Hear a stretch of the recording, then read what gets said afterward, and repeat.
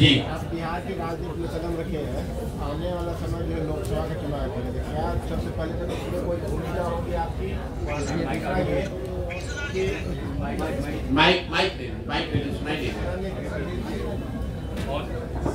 मेरा ये कहना है कि आने वाले वर्ष में आप जो बिहार की राजनीति में कदम रखे हैं, लेकिन आने वाला वर्ष जो है 2024 में वो लोकसभा चुनाव है, तो उसमें आपकी कोई भूमिका होगी?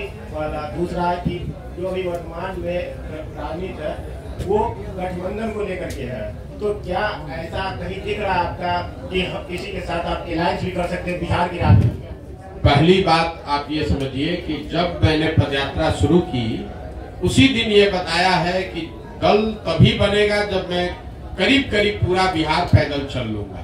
तो लोकसभा से पहले तो अभी हम आधा बिहार ही कर पाए हैं, 2 4 5 जिला और कर लेंगे। तो लोकसभा से पहले जन स्वराज दल बनने की संभावना तो मैं नहीं देखता हूँ। लेकिन अगर लोग ये चाहते हैं कि वो चुनाव लड़े, जो लोग जन स्वराज परिवार से इस परिकल्पना सोच से जुड़ रहे हैं, और अगर वो तय करते हैं कि चुनाव लड़ा जाए तो उन जगहों पर चुनाव लड़ सकते हैं। लेकिन जो चुनाव लड़ेगा वो निर्दलीय के तौर पर लड़ेगा। जन स्वराज परिवार या हमारी सोच या हम लोग के पास जो भी व्यवस्था है उसकी मदद करेंगे, लेकिन ये निर्णय विशुद्ध तौर पर उन लोगों का है जो जन स्वराज से जुड़े हुए हैं। अगर लोकसभा के स्तर पर, जिले के स्तर पर वो निर्णय लेते हैं कि हम लोग को चुनाव लड़ना है, हम लोग के पास योग्य कोई प्रत्याशी है, तो वो चुनाव निर्दलीय के तौर पर लड़ सकता है। इसका एक उदाहरण आपने देखा होगा, पहले 5 जिलों में जब हम लोग पैदल चल लिए तो वहां पर एक उपचुनाव हुआ, कई उपचुनाव हुए, लेकिन उसमें एक शिक्षा के एमएलसी का भी चुनाव हुआ। तो लोगों का ऐसा मानना था कि चूंकि हम लोग शिक्षा पर इतनी बात कर रहे हैं तो शिक्षकों के एमएलसी के चुनाव को हम लोग को लड़ना चाहिए। तो उन 5 जिले के जन स्वराज के साथियों ने मिलकर ये तय किया और अपने में से अफाक अहमद जी को चुनकर प्रत्याशी बनाया गया। वो लड़े निर्दलीय के तौर पर, लेकिन चुनाव जीते, अभी एमएलसी भी हैं। तो लोकसभा में ये संभव है कि जन स्वराज के जो साथी जिन जिलों में हम लोग पदयात्रा कर चुके या जहां पर वो संगठन बन गया है, वहां पर अगर वो तय करते हैं कि चुनाव लड़ना है, उनके पास उनकी नजर में कोई योग्य उम्मीदवार होगा तो वो उम्मीदवार निर्दलीय के तौर पर लड़ सकता है। जन स्वराज दल के तहत कोई चुनाव लड़ने की अभी संभावना नहीं है। दल तभी बनेगा जब मैं पूरे बिहार की या ज्यादातर बिहार की पदयात्रा पूरी कर लूंगा। दूसरा आपने कहा गठबंधन की, तो कोई संभावना नहीं है, इसको लिख लीजिए बिल्कुल बोल्ड शब्द में। ये जन स्वराज की जो पूरी परिकल्पना है, इसमें कोई गठबंधन की संभावना किसी तरह की, किसी दल किसी व्यक्ति से है ही नहीं। ये नई व्यवस्था बनाने की बात है। ये एमएलए जीतने का, एमपी जीतने का, चुनाव लड़ने का अभियान नहीं है। बिहार में व्यवस्था परिवर्तन के लिए इतना बड़ा संघर्ष हमने शुरू किया है। हमको 10, 20, 50 एमएलए जिताने में कोई दिलचस्पी नहीं है, एमएलए जिताने में भी दिलचस्पी नहीं है। हमारी दिलचस्पी है कि बिहार को जीता जाए, लेकिन बिहार को सही लोगों के साथ जीता जाए। उनके पास सही लोग जीते और उनके पास योजना हो, तभी बिहार सुधरेगा। और जो हमारी अपनी समझ है कि जो अभी तक हमने देखा है 16 महीनों में, अभी तक जो मुझे दिख रहा है, जब ये दल बनेगा तो बिहार की जनता तैयार है। या तो वो इस दल को अर्श पे बैठाएगी या फर्श पे रखेगी, या तो जन स्वराज को 0 सीट आएगा या इतना सीट आएगा कि आप उसको गिन नहीं पाइएगा। इसलिए गठबंधन की कोई जरूरत भी नहीं है। ये संभव है कि सारे प्रयास के बावजूद जनता इससे इत्तेफाक न रखे, लेकिन अगर इत्तेफाक रखेगी तो ये मॉडल ही ऐसा है कि इसमें या तो आप पूरा ही आपका है या नहीं तो कुछ भी आपका नहीं है। लेकिन आपने शायद एक अगला सवाल से जुड़ा, आपने एक इंटरव्यू में बताया है कि आपकी विचारधारा जो कांग्रेस से मिलती जुलती मेल खाती है, तो क्या ये इंडिकेट है कांग्रेस के लिए आप खुला रास्ता? बिल्कुल। आप देखिए, जो मैंने कहा है उसको फिर से दोहरा देता हूँ। उन्होंने पूछा आपकी विचारधारा क्या है, तो मैंने कहा कि मेरी विचारधारा, हम गांधी को लेकर चल रहे हैं और हर दिन अपने भाषणों में भी कहते हैं कि पूरा ये जो जन स्वराज है, ये आजादी से पहले, आज की कांग्रेस नहीं, आजादी से पहले जो कांग्रेस की व्यवस्था थी उस व्यवस्था को पुनर्जीवित करने का प्रयास है। जहां दल जो है वो किसी व्यक्ति विशेष का ना हो, किसी जाति का ना हो, किसी परिवार का ना हो। आजादी से पहले जो कांग्रेस थी वो किसी परिवार की पार्टी नहीं थी, वो किसी जाति विशेष की पार्टी नहीं थी, वो उन सब की का दल था जो बिहार, जो राज्य, जो देश को आजाद करना चाहते थे। तो जन सुराज उस सोच से प्रेरित है कि बिहार में वो दल बने, हर वो व्यक्ति जो बिहार के पिछड़ापन से, गरीबी से, बदहाली से परेशान है, वो इसमें जुड़े और जुड़कर बिहार में परिवर्तन के लिए प्रयास करें। हम वो विकल्प बना रहे हैं और विचारधारा के आधार पर निश्चित तौर पर अगर आप महात्मा गांधी को लेकर चले हैं तो मैंने ये कहा कि आप कांग्रेस जिस विचारधारा को रिप्रेजेंट करने का दावा करती है, मेरी विचारधारा वही है। वो कर पा रहे हैं कि नहीं कर पा रहे हैं उनका मामला है, हम कांग्रेस में नहीं है। हमारी विचारधारा वो है जो महात्मा गांधी की विचारधारा कांग्रेस में थी, उसी विचारधारा को लेकर चल रहे हैं और उसी को आप कह रहे हैं कि कांग्रेस के लिए दरवाजा नहीं खोल रहे हैं। वो विचारधारा ही हम कह रहे हैं कि हमारी वही विचारधारा है। महात्मा गांधी की जो विचारधारा थी, उसी विचारधारा से प्रेरित होकर इस व्यवस्था को बनाने का प्रयास है और उसी विचारधारा को कांग्रेस या उनके साथी दल उस विचारधारा का प्रतिनिधित्व होने का दावा करते हैं। उस नजरिए से आप कह सकते हैं कि मेरी विचारधारा उनसे मिलती जुलती हो सकती है या उनके करीब हो सकती है।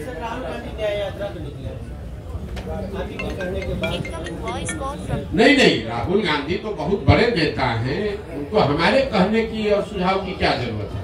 वो पहले भारत जोड़ो यात्रा उन्होंने किया है और शायद अभी बस से पद यात्रा तो नहीं करेंगे, जो अभी कल हम लोगों ने मीडिया में पढ़ा, शायद अब वो बस से या गाड़ी से पूरब से पश्चिम एक यात्रा कर रहे हैं। तो मुझे मेरी ओर से उनको शुभकामना है, मैं उसमें क्या कह सकता हूँ। अभी आपने प्रश्न कहा कि हम चुनाव में लड़ेंगे, मैंने ये नहीं कहा। जो लोग ही लड़ेंगे, मैंने देखिए बात की, आप लोग बात को इधर से उधर घुमा देते। मैंने कहा कि जब जन सुराज दल लोकसभा से पहले है नहीं, तो जन सुराज दल तो चुनाव लड़ नहीं सकता है। लेकिन जन सुराज से हर जिले में जहां पदयात्रा हुई है, ये संख्या आपको बता दूं, करीब 55 से 60 हजार लोग इस परिकल्पना से जुड़कर इस दल को बनाने वाला बनना चाहते हैं। तो हमने उनको ये कहा है कि अगर आप जन सुराज से जुड़े हैं, आप 60 हजार लोग बैठ के निर्णय लीजिए कि दरभंगा में चुनाव लड़ना है कि नहीं लड़ना है।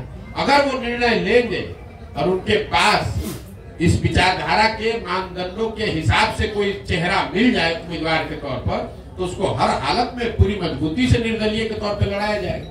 लेकिन अगर किसी कारण से आपको चुनाव नहीं हो पाता, हमारे जिला की बात है, दरभंगा लोकसभा में नहीं हो पाता, कोई नहीं लड़ेंगे, कोई हड़बड़ी नहीं। लेकिन जो आपके साथ जुड़े हुए लोग हैं, हाँ, उनको आप क्या कहेंगे? किन पार्टी को? कोई दिक्कत कुछ नहीं कहेंगे। आप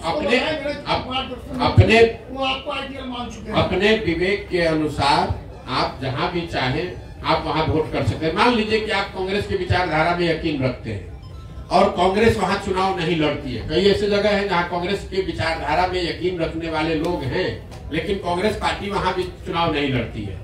कई ऐसे जगह है जहां बीजेपी के विचारधारा के मानने वाले लोग हैं, लेकिन भाजपा वहां चुनाव नहीं लड़ती है। तो क्या करते हैं? अपनी समझ से जो उपलब्ध ऑप्शन है उसमें से आप चुनाव करके उसको जिसको वोट देना दीजिए। अभी तो आपको बताया भैया, किसी पार्टी से मिल, हमारी विचारधारा, मेरा अपना मत ये है कि जो आजादी से पहले महात्मा गांधी की कांग्रेस थी, हम उसी से प्रेरित होकर जन सुराज हमने शुरू किया है। विचारधारा जो गांधी की विचारधारा थी, वही विचारधारा जन सुराज की विचारधारा है, या उसको बनाने का आज के संदर्भ में उसी के करीब रहने का प्रयास है। सर, अभी आपने कहा कि लालू के डर से बीजेपी को वोट दिया था, बीजेपी के डर से लालू को। 2005 से लेकर आज तक नीतीश जी को किसके डर से वोट मिला? नीतीश जी को 2 वजहों से वोट मिला है। पहली बात, जो नीतीश कुमार को वोट देता है उसका मेन वोट वही है जो लालू जी के खिलाफ वोट देता है। और दूसरा, 2005 से 2010-12 तक उनकी जो सरकार यहाँ चली, उसमें कुछ काम होता, सुधार होता लोगों को दिखा, तो वो सुधारवादी लोग भी उनको वोट दिया उन लोगों ने। लेकिन 2014 के बाद से नीतीश जी के राज में सुशासन का वो चीज देखने को नहीं मिला। इसीलिए आप देख रहे हैं कि किसी 2010 में 206 सीट जीतने वाले नीतीश कुमार एनडीए 2020 में जब चुनाव हुआ तो उनको 125 सीट भी जीतने में मुश्किल आई। तो सिर्फ जाति के आधार पर वोट नहीं है। अगर सिर्फ जाति के आधार पर वोट होता तो जो एनडीए चुनाव लड़ी थी 2010 में, वही एनडीए चुनाव लड़ी 2020 में, तो फिर उनका 206 से घट के 120 कैसे हो गया? यही बात तो हम आपको बता रहे हैं। नीतीश कुमार की जो पूरी राजनीति है, जो उनका वोटर है, वो लालू विरोध पर, लालू जी के जंगल राज के विरोध पर ही खड़ी रही है। उसमें एडिशन जैसे जैसे वो आगे बढ़े तो कुछ और लोग जुड़े होंगे, लेकिन मूल वोट जो उनका है वो लालू विरोध का वोट है। जो लालू से डरता है या लालू जी को नहीं चाहता है, वो नीतीश जी को वोट पहले करता रहा है। राष्ट्रीय कार्यकारिणी की बैठक होने जा रही है जी, जदयू की राष्ट्रीय कार्यकारिणी की बैठक होने जा रही है और संभावना जताई जा रही है कि नीतीश कुमार फिर से पलटी मार सकते हैं। इस पर क्या प्रतिक्रिया आपकी? देखिए, नीतीश कुमार के राजनीतिक जीवन का ये अंतिम दौर चल रहा है, राजनीतिक पारी का ये अंतिम दौर चल रहा है।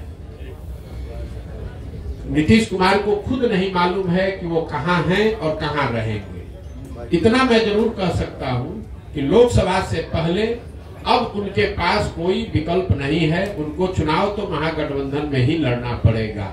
इसलिए नहीं कि वो पलटी मारना नहीं चाहते हैं, इसलिए कि अगर पलटी मारेंगे भी तो कोई लेने वाला भी तो होना चाहिए। अब आज के तारीख में उनको कोई लेने वाला भी नहीं बचा है। नीतीश कुमार राजनेता के तौर पर और जदयू दल के तौर पर अब बहुत बड़ा बोझ हो गया है। जो उसको उठाने का कोशिश करेगा वो भी उस बोझ के तहत नीचे दब के मर जाएगा।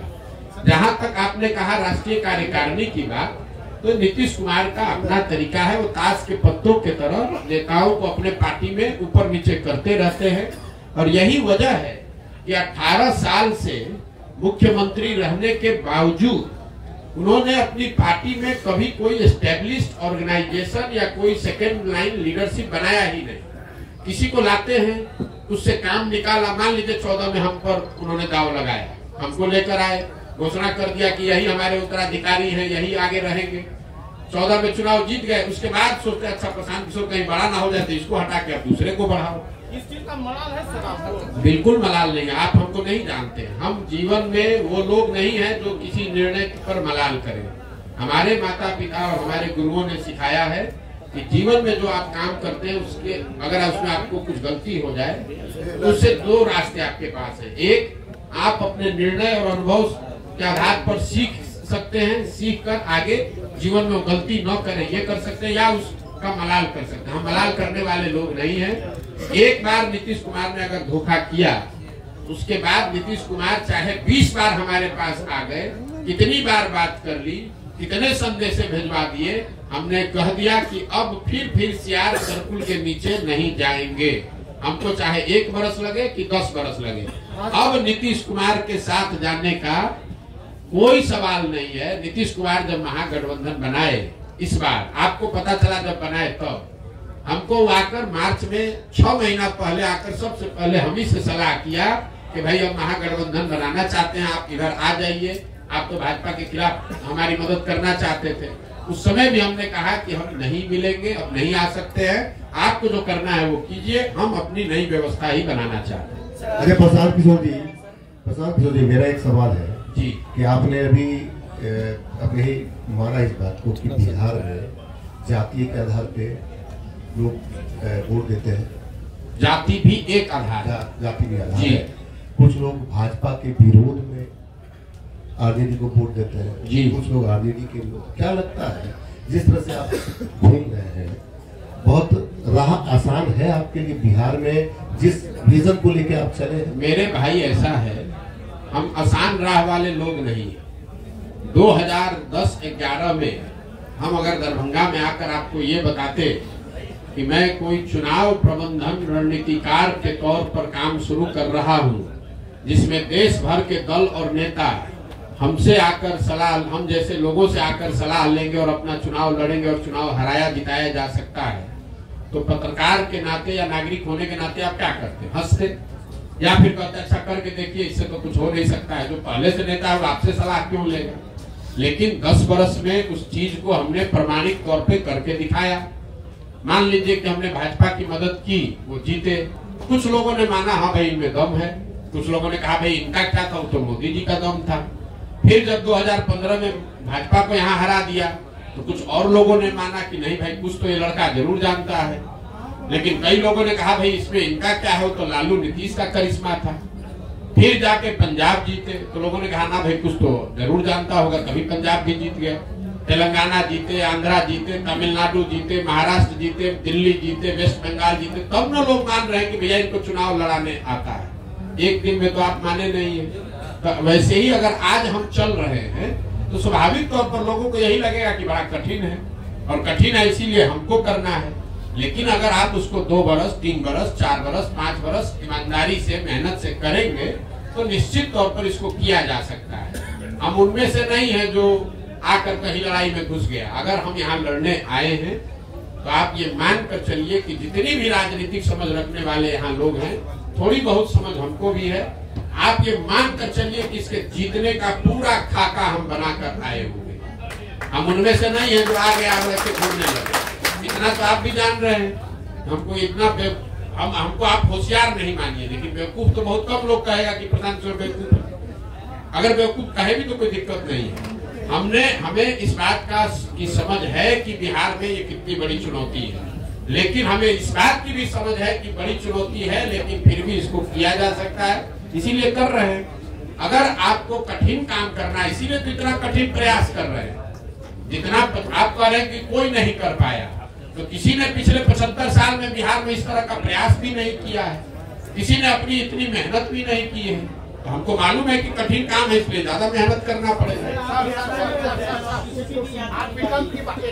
आप विकल्प की बात करते हैं सर। उम्मीद की जाए जो आपकी यात्रा समाप्त होगी और जो समस्याएं आप देख रहे हैं 15.5 महीने में जो आपने देखा और आगे भी जो देखेंगे उसका समाधान कब तक? देखिए, मैंने अपने यात्रा के लिए अन्य पदयात्रियों के मुकाबले या दूसरे यात्राओं के मुकाबले मैंने कोई दिन और समय, किलोमीटर निश्चित नहीं किया है। मेरा संकल्प है कि मुझे पूरा बिहार करना है। करने में 1 बरस लगे या 3 बरस लगे, हम उसको ईमानदारी से कर रहे हैं।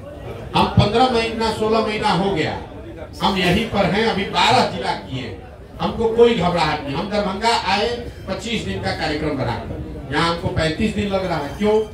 कई बार लोग चाहते हैं कि आप ये गांव भी घूम लीजिए, वो गांव भी घूम लीजिए। सिर्फ पदयात्रा ही नहीं है, पदयात्रा के साथ मुझे दरभंगा से निकलने से पहले उन लोगों को चिन्हित भी करना है जो इस परिकल्पना को, इस संगठन को यहाँ बनाएंगे, चलाएंगे।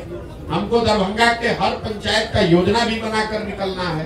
तो हम ये दावा नहीं कर सकते कि ये कब खत्म होगा, लेकिन अभी तक का जो अनुभव है उसके हिसाब से आप मान कर चलिए कि 1-1.5 साल और अभी कम से कम लगेगा, और मुझे कोई जल्दी नहीं है। उसके नहीं समाधान तो भाई, समाधान का रास्ता तो बनाते जा रहे हैं। समाधान तो तभी होगा जब लोग अपनी समस्याओं पर वोट करेंगे। समाधान तब होगा जब सही लोग चुन कर आएंगे। समाधान तब होगा जब इन समस्याओं के निवारण का रास्ता, योजना, विजन बनाया जाए। तो तीनों चीज पे लगे हुए हैं। जब इसको पूरा करेंगे तो आपको सफलता दिखती मिलेगी। प्रसाद जी, एक सवाल है, एक सवाल मेरा है। आपने जो क्राइम को लेकर, बिहार में बढ़ते क्राइम को लेकर एनसीबी के डाटा पे बात की है, तो मेरा एक अनुमान है कि पहले प्रीवियस ईयर में जब क्राइम का ग्राफ बहुत था, अब जो है चूंकि पहले केसेस दर्ज नहीं होती थी, सोशल मीडिया इतना एक्टिव नहीं था, लोगों के संज्ञान में बातें नहीं आती थी, और अब एक छोटी सी भी घटना घटती है तो वो केस रजिस्टर्ड होता है। सर, केस अब रजिस्टर्ड होता है तो ऑब्वियसली क्राइम का डाटा, जब ये केस रजिस्टर्ड होगा तो एनसीबी के पोर्टल पे जब वो चढ़ेगा तो ग्राफ तो दिखेगा कि नहीं। मेरे भाई, आपका भ्रम है। हम आपको क्लेरिफाई कर रहे हैं। सर, आपका कहना ये ठीक है कि जब लालू जी का राज था तब FIR होता ही नहीं था थाना में, तो क्राइम दिखेगा कैसे? लेकिन आपने ध्यान नहीं दिया, मैंने डेटा कंपेयर किया 21 का 22 से।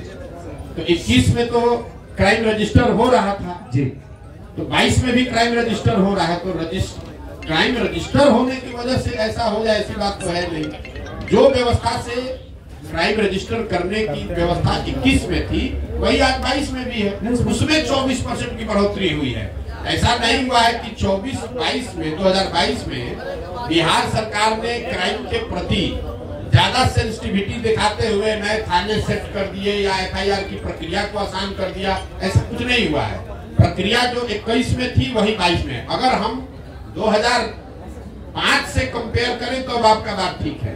हम तो 21 को 22 को 21 से कंपेयर कर रहे हैं, और उसमें क्राइम रजिस्टर करने की जो व्यवस्था है उसमें कोई आमूलचूल परिवर्तन नहीं लाया गया है।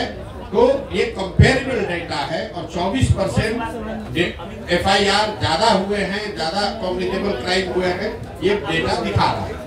और सिर्फ दिखाने की बात नहीं है, सिर्फ आंकड़ों की बात नहीं है।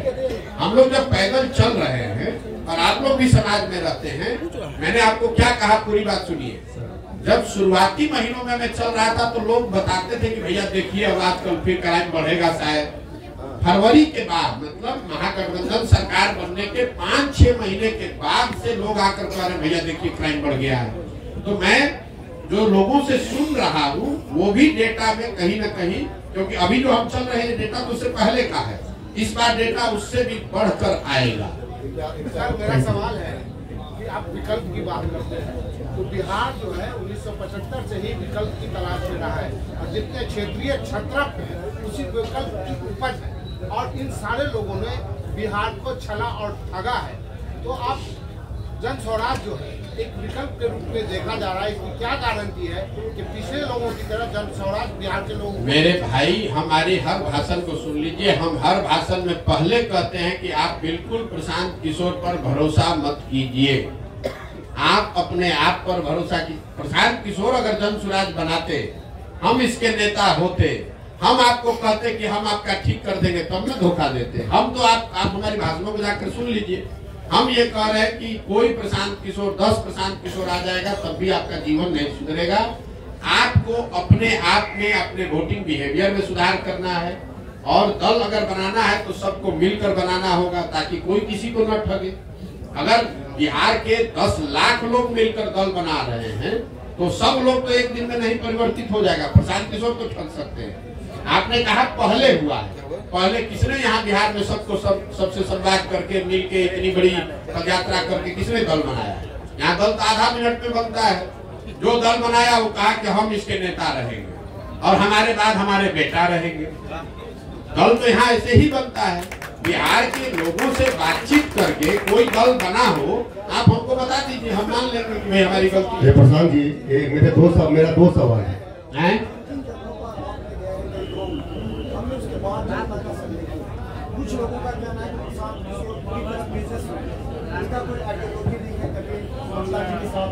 कभी ममता जी के साथ उनका होता है तो कभी बीजेपी के साथ, फिर महागठबंधन के साथ। किसी न किसी व्यक्ति का तो एक आइडियोलॉजी होना ही चाहिए, एक बिजनेसमैन का कोई आइडियोलॉजी नहीं हो सकता। तो जनता कह रही है कि प्रशांत किशोर, पप्पू यादव, विकास वैभव और प्रशांत किशोर इस तरह एक टीम बनाकर काम कर रहे हैं जो कहीं ना कहीं महागठबंधन या फिर बीजेपी से समझौता करने की बात करेंगे। देखिए मेरे भाई, ऐसा है कि हमारा काम ही हमारी पहचान है। हम किसी मुख्यमंत्री प्रधानमंत्री के लड़के नहीं हैं और आप क्या करते हैं हमको मालूम नहीं है, लेकिन जो बिजनेस करता है उसकी कोई आइडियोलॉजी नहीं है। ये आपकी समझ है, ये समाज की समझ नहीं है और इसमें सच्चाई भी नहीं है। मान लीजिए एक बार को आपकी बात मान लेते हैं कि हम बिजनेस करते थे। हम बिजनेस करते थे ना, चोरी नहीं न करते थे, किसी का लूटे नहीं न है, कहीं भ्रष्टाचार नहीं न किए हैं। अपने दिमाग से, अपने हुनर से, अपनी मेहनत से हमने बिहार का, जहां आप जाकर मजदूरी करते हैं उन राज्यों में जाकर हमने बिहार का झंडा गाड़ा है, वहां बिहार का झंडा बुलंद किया है। आप बहुत आइडियोलॉजी वाले हैं, आप बहुत आइडियोलॉजी वाले हैं, तो आपके बच्चे जाकर वहां ठेला पर सब्जी बेच रहे हैं। हमारी आइडियोलॉजी नहीं है तो उन्हीं राज्यों में जाकर हम वहां के राजा को बनाते हैं। तो आपको तय करना है कि आपको किसके साथ रहना है और मेरी आइडियोलॉजी क्या है, इसको समाज को जांचने दीजिए। स्वाभाविक है बहुत लोगों को अच्छा नहीं लगेगा तो न लगे, उससे क्या दिक्कत है। जब देश आजाद हुआ, प्रशांत किशोर तो बहुत छोटे आदमी हैं, जब देश आजाद हुआ जिस दिन 15 अगस्त 1947 को, उस दिन भी इसी देश के हजारों ऐसे लोग होंगे जो अंग्रेजों से सैलरी लेकर उनके साथ काम कर रहे थे। उनको तो महात्मा गांधी पर भरोसा नहीं था, उनको देश की आजादी पर भरोसा नहीं था। तो ये तो समाज है। कभी 100% लोग तो आपसे, समाज में 100% लोग तो आपकी बात से सहमत नहीं होंगे। हम अपना काम कर रहे हैं, लोग सहमत हो न हो ये उनकी पीड़ा है, उनकी समझ है, हमें उसकी ज्यादा चिंता नहीं है। आप ज्यादा व्यथित न हो, हमको इतनी समझ है कि कितना लोग समझ रख रहे हैं, नहीं रख रहे हैं। अगर समझ नहीं रख रहे हैं और हर आदमी हमको गलत ही कह रहा है तो आखिर सुबह से शाम तक 2 बजे रात तक हमसे मिलने आ कौन रहा? ये भी आप पत्रकार होने के नाते आपको पूछना चाहिए। उनका देखिए, उनका ये कहना था कि जैसे अलग अलग स्टेट में आपकी अलग अलग। अरे भाई, हमने 10 बरस काम किया है, हमने आपको गिनवाया, वही काम हमारी पहचान है, तभी ना आप यहाँ बैठे हुए हैं। यहाँ 15 महीना नहीं 15 साल पैदल चल के आएगा तो कोई पत्रकार आएगा सुनने? आप भी इसीलिए आए हैं कि आपको मालूम है कि ये प्रशांत किशोर है, अगर ये प्रयास कर रहा है तो यहाँ ठोक कर जाएंगे सबको, चिंता मत कीजिए। चुनावी रणनीतिकार अपने आपको कहते हैं, जितने जगह आपने बिहार में भ्रमण किया अभी तक, तो क्या 2024 का चुनाव जो होने वाला है उसमें दलों पे प्रभाव पड़ेगा? कितने जगह हम जब चुनाव ही नहीं लड़ रहे तो आप नहीं लड़ रहे हैं? आप सुन लीजिए बात, 2025 का चुनाव होने दीजिए, उसके बाद आप हमको खोजिएगा मिलने के लिए कि प्रभाव क्या पड़ा नहीं पड़ा। हमारा जो ट्रैक रिकॉर्ड है, लोग हमको जब चुनाव का परिणाम आता है तब खोजते हैं कि कौन है। जब तक चुनाव का परिणाम नहीं आता है तो सब आदमी यही कहता है कौन है प्रशांत किशोर, तो बिजनेसमैन है, ये तो एनजीओ चलाता है, ये तो लैपटॉप चलाता है। और जब परिणाम आता है तो कहता अच्छा यही है प्रशांत किशोर। तो यही बिहार में भी होगा 25 में। एक सवाल आखिरी है, इसको भी आपको लगता है ना कि जो बहुत बड़ा राजनीति का समझ है, उसको भी प्राइवेट में जाकर पूछ लीजिएगा, जिसको दम हो बिहार में, जिसको भी दम है उसको खुली चुनौती दे रहे हो, खाली कह दे कि हमको भैया ये चुनाव हम लड़ेंगे प्रशांत किशोर के खिलाफ पूरा बिहार में, जिसको दम है कि हम आके सामने कहते हैं हम लड़ाते हैं, जरा जीत के दिखा दे, जिसको दम है। खुला चुनौती दे रहे हैं तीनों दल का, जो नेता बिहार का कोई क्षेत्र चुन ले और कहे कि भैया हमको यहाँ हरा कर दिखा दीजिए, उसको दिखा देंगे कि कैसे चुनाव लड़ा जाए। हमको किसी से सर्टिफिकेट की जरूरत नहीं है, हम यहाँ चुनाव लड़ने नहीं आए हैं, हम बिहार में अपना जीवन खपा रहे हैं इस राज्य को सुधारने के लिए। सुधरे न सुधरे वो समय बताएगा। चुनाव को लेकर हमको बिहार के टुटपुंजिया नेताओं से सर्टिफिकेट नहीं चाहिए। ये बिहार में जो लोग नेतागिरी करते हैं, इनके जो आका है उनकी जब गाड़ी फंसती है तो हमसे सलाह लेने आते हैं। अब उनको हम बताएंगे चुनाव कैसे लड़ा जाएगा, ये हमको बताएंगे। पप्पू यादव जी ने आरोप लगाया है, आगे बढ़े।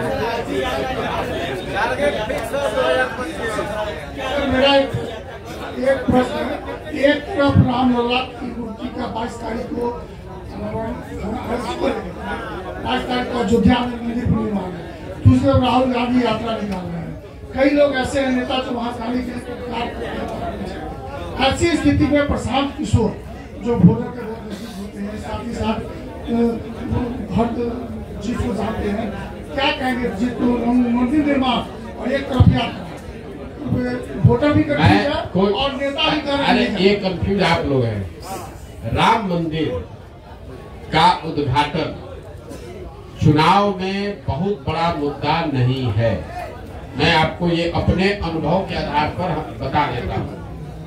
चुनाव की जितनी समझ हमको थोड़ी बहुत है, कोई एक मुद्दा जिसको आपने पहले कड़ाही पर चलाकर गुड़ बना लिया है, अब वापस से उसको चढ़ाकर समाज को उस तरीके से आंदोलित नहीं किया जा सकता है। राम मंदिर के मुद्दे पर एक बार जब आडवाणी जी सोमनाथ से चले, तब एक बार उस मुद्दे पर वोट पड़ा।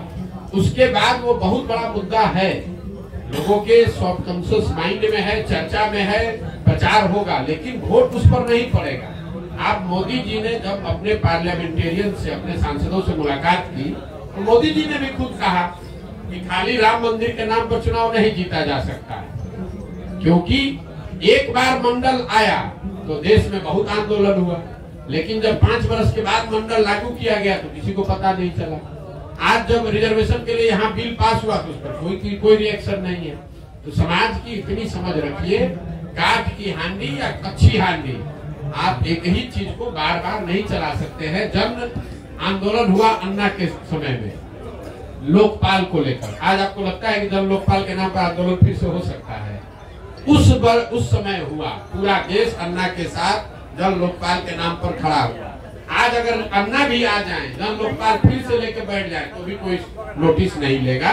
तो राम मंदिर का उद्घाटन बहुत बड़ी घटना है, उसकी चर्चा होगी, बीजेपी उसका प्रचार प्रसार भी करेगी, उसका लाभ लेने का कोशिश भी करेगी, लेकिन वोट उस पर बहुत ज्यादा प्रभावित उसकी वजह से नहीं हो, दूसरी वजह से लोग वोट भले दे दे, वो अलग बात। राम मंदिर का निर्माण एक घटना बहुत बड़ी घटना है, उसका उद्घाटन बहुत बड़ी घटना है।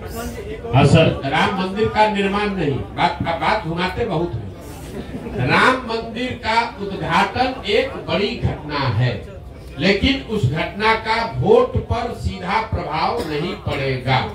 आप जाकर यहाँ पूछ लीजिए जो भाजपा को वोट दे रहा है कि वोट आप इसलिए दे रहे हैं कि 22 तारीख को उद्घाटन है, कि वोट आप इसलिए दे रहे हैं कि मोदी जी नेता है। तो ज्यादातर लोग कहेंगे कि हम वोट मोदी की वजह से दे रहे हैं। ये नहीं कहेगा कि 22 तारीख को उद्घाटन है इसलिए हम कम्युनिस्ट पार्टी के वोटर थे, क्योंकि 22 को उद्घाटन है तो भाजपा को देने लगेंगे। ऐसा लोग नहीं मिलेगा। हाँ सर, दिख रहा है प्रसाद, मोदी को टक्कर देने वाला विपक्ष में कोई दिख रहा है चेहरा आपको? मेरे भाई एक चीज मैं आपको बता दूं, देश में विपक्ष कभी कमजोर नहीं होता है, विपक्षी पार्टी कमजोर हो सकती है। जो मोदी जी महामानव बताए जा रहे हैं, इनको कोई नहीं हरा सकता है। 2000 आगे की बात छोड़ दीजिए, भविष्य की 2019 में जब वो चुनाव लड़े, पूरी उनकी ताकत, उनका करिश्मा, संघ, आइडियोलॉजी, पुलवामा सब मिला दीजिए, तब भी जो 100 लोग वोट देने गए बूथ पर, उसमें 38 लोगों ने मोदी जी के भाजपा के पक्ष में वोट दिया, 62 लोगों ने नहीं दिया। तो 62 लोग ज्यादा है कि 38 ज्यादा है? तो इस देश में विपक्ष कभी कमजोर नहीं है।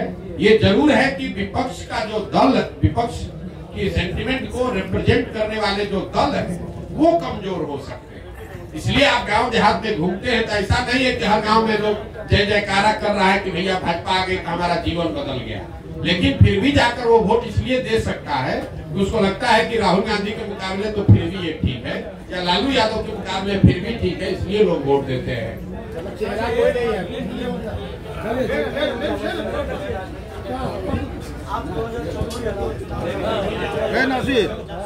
मेरा लोगो ला हम कैलकुलेशन नहीं करते, हम कैलकुलेशन वही करते हैं जहाँ काम करते हैं। हम बंगाल में काम कर रहे थे, हमने बंगाल का कैलकुलेशन बताया। नहीं, हम कुछ आइडिया वाले नेता नहीं है। हम जो बोलेंगे बिहार के नजरिए से आपको बोल देते हैं, आप इसको हेडलाइन ले लीजिए। बिहार में लोकसभा चुनाव में जदयू को, इस बात को ध्यान रखिए, अभी महागठबंधन नहीं कह रहे हैं, जदयू को 5 सीट भी नहीं आएगा, और अगर आ जाए तो हमारी गर्दन पकड़ लीजिएगा। 5 सीट भी नहीं आएगा, और लोकसभा चुनाव के बाद जदयू एज ए राजनीतिक दल का विघटन शुरू हो जाएगा। हम उन बातों पर टिप्पणी नहीं करते हैं जिसका हमको सीधा अनुभव नहीं है। बंगाल पर हमने टिप्पणी की क्योंकि बंगाल में हम काम कर रहे थे, और ठोक कर कहा कि भाजपा को 100 विधायक नहीं आएगा, 77 आया, देश भर का लोग कह रहा था 200 आएगा। तो यहाँ बिहार के नजरिए से आपको कह देते हैं जदयू को 5 सीट नहीं आएगा। 1 आए, 2 आए, 5 पार हो जाए तो आप हमारा गर्दन पकड़ लीजिएगा, बिहार की जनता के सामने खड़ा होकर माफी मांगिए। क्या नहीं, अरे टूट कुछ नहीं होता है। अभी नीतीश कुमार मुख्यमंत्री के कुर्सी पर है, टूट तो नीचे से अंदर पूरी हो गई है। अब चूंकि सत्ता में वो बैठे हुए हैं तो लोग उनके साथ चिपका हुआ है। लोकसभा तक इंतजार करेगा, लोकसभा का रिजल्ट आएगा, उसके बाद उस दल का विघटन शुरू हो जाएगा। क्या इससे फर्क पड़ता है कौन रहेगा कौन हटेगा?